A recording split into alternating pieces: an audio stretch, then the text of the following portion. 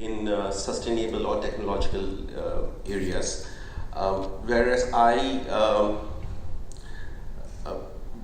decided that for now, for this particular discussion, I would kind of underplay those that focus area and relook at how economy and culture and changing culture of neoliberal India is having a dialogue with design, and how does design education kind of respond to it. So Professor Narayan's morning keynote address was a timely reminder about the dangers and the attraction and the dangers of the modernist modular understanding of design and design education. We do still, by and large, most design schools in India that I know stick to a foundation model that is coming down from Bauhaus via NIT. Also perfected earlier, Indianized, I would say, not perfected, Indianized earlier, maybe in Shantiniketan, with a 2-year foundation program condensed into NID foundation program. And there are certain belief structures and certain design worldviews that govern the way these ideas are designed, and so that would be one area of focus. Pardon the visual, actually, as I was preparing the presentation, I somehow subconsciously came to me that this particular collage that I had just created a week ago while reading through the material somehow mirrored my personal standing as to the dilemmas and desires into the direction we are heading. Neon, bright, and the contradictions of the gym and the Coke. So there's another very important thing that motivates me literally to present a paper like this, is that are we willing to build a future where young designers are so burdened by student loans that they do not have the bandwidth to innovate, challenge, and fail? Deepak this morning, when he was introducing the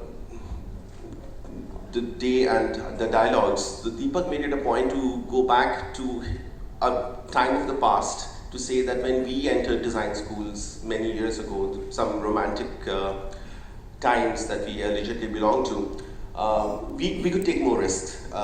Fees were low. Design was not even considered a career. You were actually going against the idea of career. You were deciding to invest in yourself culturally and creatively and see kind of where it leads. So I have colleagues who have just passed out of design colleges and pay back enormous amounts of student loan debts every month, and that would be like 3 or 4 times my first salary when I started off after passing out. So I cannot even imagine what my career trajectory, what my risk-taking capability, and my ability to stand up and challenge certain structures would have been if I had come out in this kind of a situation, and how would I be able to operate?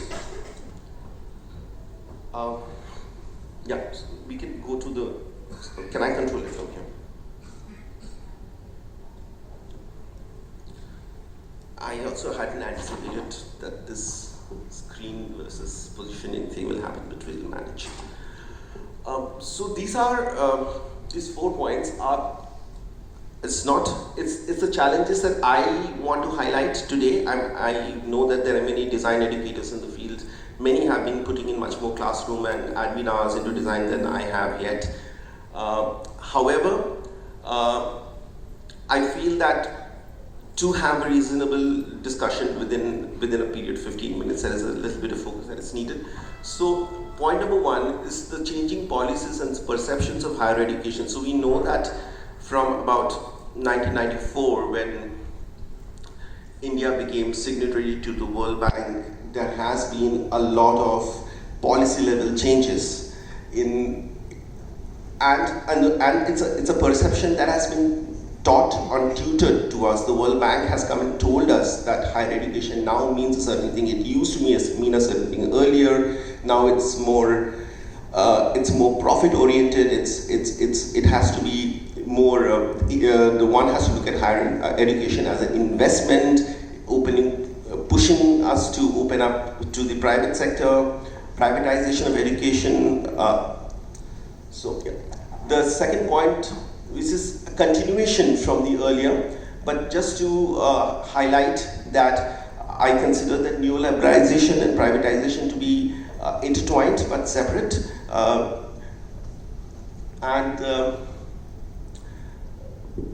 The kind of it resulted in a particular situation where design schools in India, especially the ones that are really new.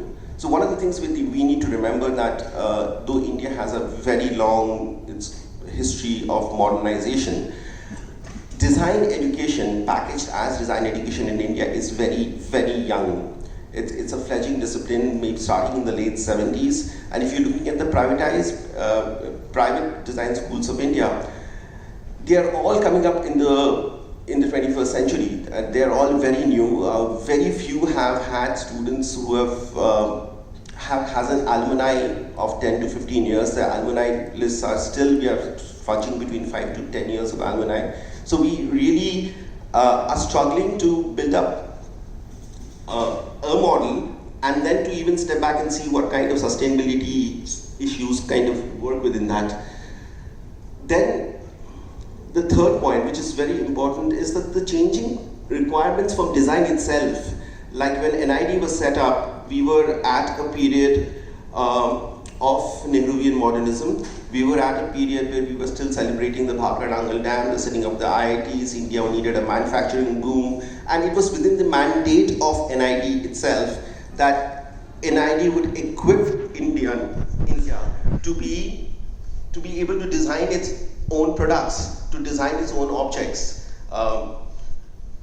Now, we have definitely seen, coupled, of course there are factors that go into it. We've seen a global slump in manufacturing. We've seen changes in which actually push design from an idea which is more product and object based to something which is more system, service and experience based. And that is one of the things that most design schools in India, handing over the curriculums that we discuss, that we deal with, are we really moving in that direction is also one thing that I would like to eventually see. And of course, which I constantly feel that when we are in staff rooms discussing curriculums changes, there is this getting caught between the AI and the craft.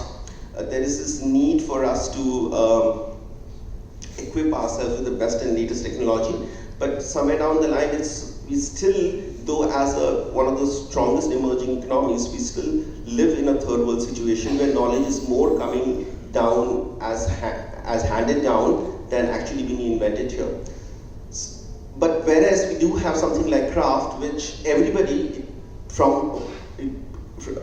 from the world who comes down and talks to us and says, oh, you have craft in India, it is fantastic, you need to do something about it. But my experience has been that the craft sector in India is under tremendous stress, and it's been 30 years of continuous design interventions started by NID, then by NIFT, now taken up by various other institutions. They have just not been able to kind of still bridge the gaps, conceptual gaps between craft and design. And so keeping this as separate but as integral part of a heritage yearning towards the AI, it somewhere mirrors our own balance or disbalance between growth and sustainability.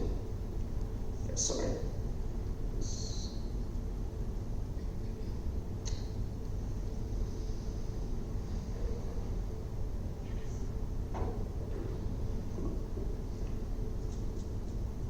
This paper will explore the challenges and negotiations faced by Indian design education as it is poised to locate itself within the changing cultural economy of India and the wave of globalization that is sweeping higher educational structures.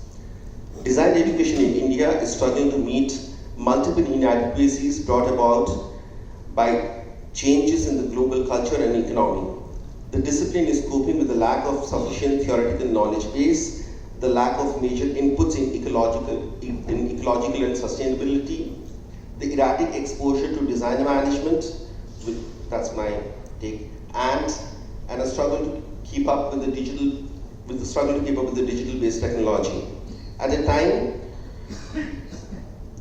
the same time, the process of privatization has led to a readjustment of stakeholders, redefining the aims and function and reality of design institutions. This is in parallel to the growing globalization of education, which brings about the structural changes in pedagogy and assessment. So one of the things that's happening a lot now in India is that we are kind of trying to have an internationally gradable, exchangeable grading program, something like the rubrics, which makes credit sharing and all those kind of things very easy. But my concern is that that kind of grading and that kind of evaluation structures are again modular, developed somewhere else, being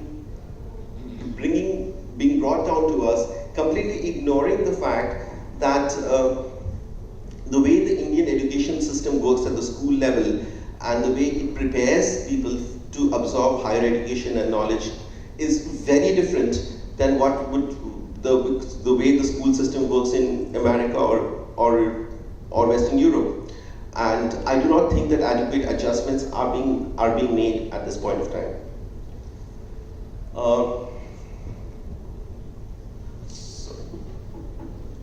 India has now joined countries like Japan, Philippines, Brazil, Colombia in embracing an education system based on mass privatization and limited expensive public institutions. This large-scale privatization drives, together with globalization's attitude towards privatization of policy making. This privatization of policy making is also something that remains very important, creates challenges in situating the future of design education within the zeitgeist of the nation.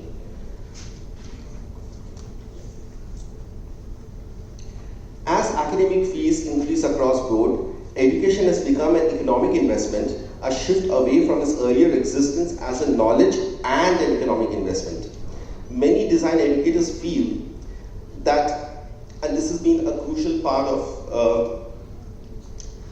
me negotiating classroom teaching, is that an employment-focused design education takes away from the long-term concept building by promising immediate hard and soft skills that are required by the market. In a sense,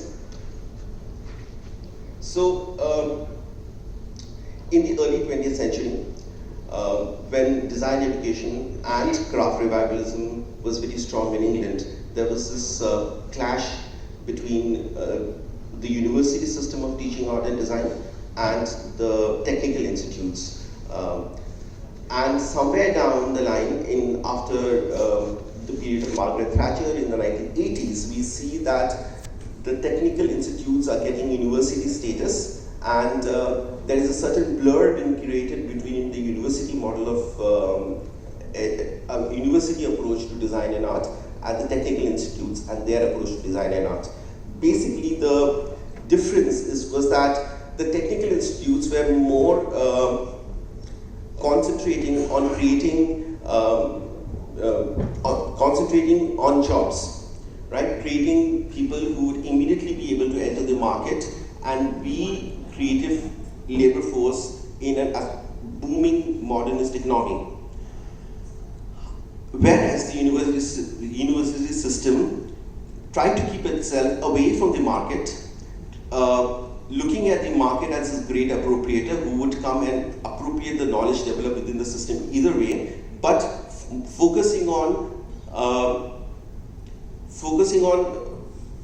what would I say, a more long-term approach to concept building and being able to think outside what is immediate economic and cultural needs that people can see. And so designer was supposed to be a little bit of a visionary and not as somebody who would just cater to what is immediately required from him or her right now.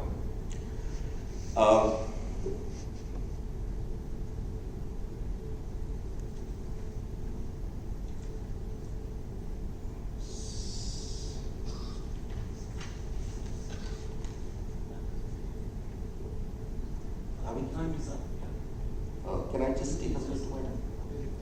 So one of the things that really